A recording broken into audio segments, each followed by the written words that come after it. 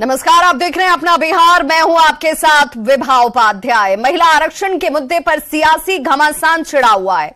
सत्ता पक्ष और विपक्ष के बीच जिस तरह से बयानबाजी और श्रेय लेने की होड़ मची है, उससे सियासत बेहद गर्म है। हमारे माननीय प्रधानमंत्री जी ने ये नैतिक साहस दिखाया, हमारी पार्टी ने यह नैतिक साहस दिखाया। आज हम बिल लेकर आए हैं कि इनके पेट में दर्द हो रहा है। महिला आरक्षण बिल पर यह जवाब बीजेपी सांसद निशिकांत दुबे ने लोकसभा में दिया। विमेन रिजर्वेशन बिल पर गर्मा गर्म बहस के दौरान यदि कुछ सबसे ज्यादा चर्चा में रहा तो वो था नेताओं का बिल को लेकर श्रेय लेने की होड़। हम लाए, हम करा रहे हैं। नारी शक्ति वंदन बिल पर पक्ष विपक्ष के बीच श्रेय लेने की होड़ मची। महिलाओं को रिजर्वेशन गारंटी करती है, मोदी की गारंटी है।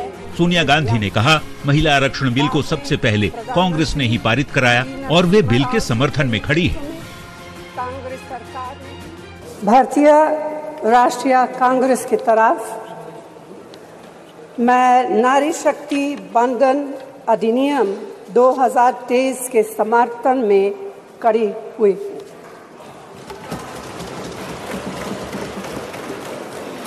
धुएं से भरी हुई रसोई से लेकर रोशनी से जगमगाती हुई स्टेडियम तक भारत की स्त्री का सफर बहुत लंबा है, लेकिन आखिरकार उसने मंजिल को छू लिया है।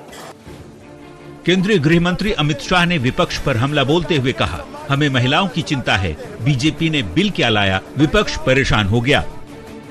क्या महिलाओं की चिंता सिर्फ महिलाएं ही करेगी, पुरुष नहीं कर सकते हैं?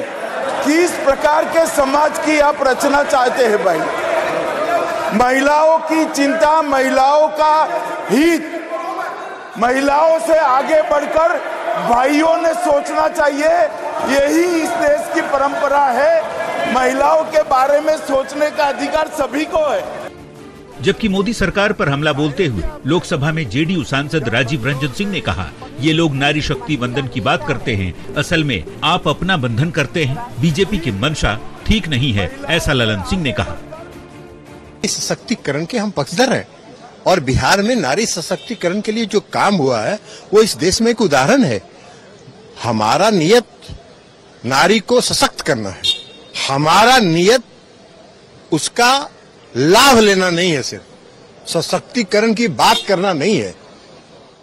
ये कह रहे हैं, कल इन्होंने कहा कि आंकड़े नहीं थे इसलिए। अरे तो 2019 में आपको आंकड़ा था, 2014 में आपको आंकड़ा था, तो कहां आपने लाया बिल? अभी जब 6 महीना चुनाव बचा है तो स्पेशल सेशन बुला के ये इवेंट मैनेजर के तरह अपने को एक्ट करवा रहे हैं। सवाल बीजेपी की मंशा पर उठाए गए तो लगे हाथ बीजेपी सांसद रविशंकर प्रसाद की ओर से जवाब भी दिया गया। बिहार का जिक्र करते हुए नेता किस कदर अपने रिश्तेदारों को सत्ता सौंपने की तैयारी करते हैं, इसकी बात कही।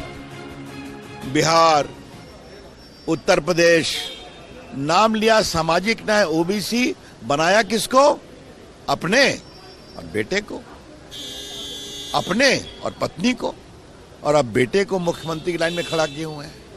तो ये क्या स्वांग है, ये समझने की जरूरत है।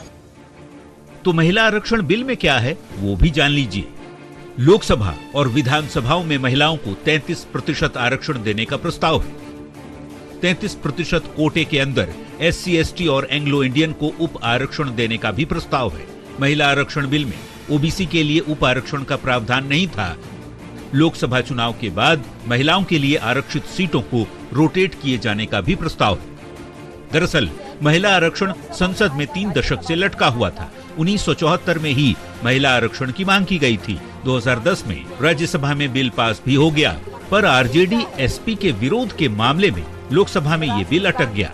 अब जबकि मौजूदा सरकार ने महिलाओं को 33% आरक्षण दिए जाने का रास्ता साफ कर दिया, तो इस पर सभी नेता अपने तरीके से होड़ लेने की जुगत में दिख रहे हैं।